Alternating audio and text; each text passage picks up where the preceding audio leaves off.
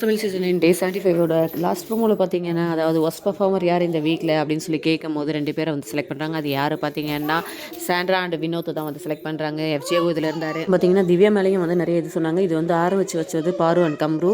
இவங்க 2 பேரும் வந்து ஒரு டார்கெட்டோடு தான் வந்து ஸ்டார்ட் பண்ணுறாங்க. இந்த சைடு இருந்து ஆரம்பிக்கும் போது சரி, இந்த சைடு ஒரு பக்கம் வந்து கனிக்கு ஃபேவராக பண்ணுறாங்க அப்படின்ட்டு ஒரு சைடு ஆரம்பிக்கும் போது பார்த்தீங்கன்னா, திவ்யாவுக்கு வந்து கண்டிப்பாக இதுவாகிடக்கூடாதுன்னு கனி அண்டு கம்ருதீன் அண்டு பார்வதி வந்து பண்ணுறாங்க. அது வந்து நல்லாவே தெரிஞ்சது. ஆனால் ஒஸ்ட் பர்ஃபார்மராக வினோத் அண்டு சாண்ட்ரா வந்து ஓட்டிங் அடிப்படையில் வந்து உள்ளே போயிருக்காங்க. உள்ளே போனவங்க வந்து பேசிக்கிட்டு இருக்காங்க. அதாவது வந்து அமித் வந்து நான் எவ்வளோ வந்து டாஸ்க் இது பண்ணாலும் கடைசியில் வந்து என் பேரை கோத்து விட்டார் அப்படின்ற மாதிரி சொல்லிட்டு இருக்காங்க. ஒன்றுமே தெரியாத மாதிரி இருக்காரு. அப்புறம் பார்த்தீங்கன்னா சுபி அந்த அன்பு கேங் வந்து பார்த்தீங்கன்னா என்னை வாண்டடாக சாரி கேட்க வைக்கணும்னு வந்தாங்க. அதனால் நான் சாரி கேட்கல அப்படின்னு சொல்லி சாண்ட்ரா வந்து சொல்கிறாங்க. மொத்தமாக வந்து என்னை தனியாக விடுறதுக்கு தான் அவங்க பார்க்குறாங்க, புல் டவுன் பண்ணுறாங்க அப்படி இப்படின்னு சொல்லி சொல்கிறாங்க. பார்க்கலாம் இந்த வீக் யார் வந்து வெளில போகிறாங்க, அடுத்த வீக் யார் நாமினேட் ஆகுறாங்கன்னு சொல்லி.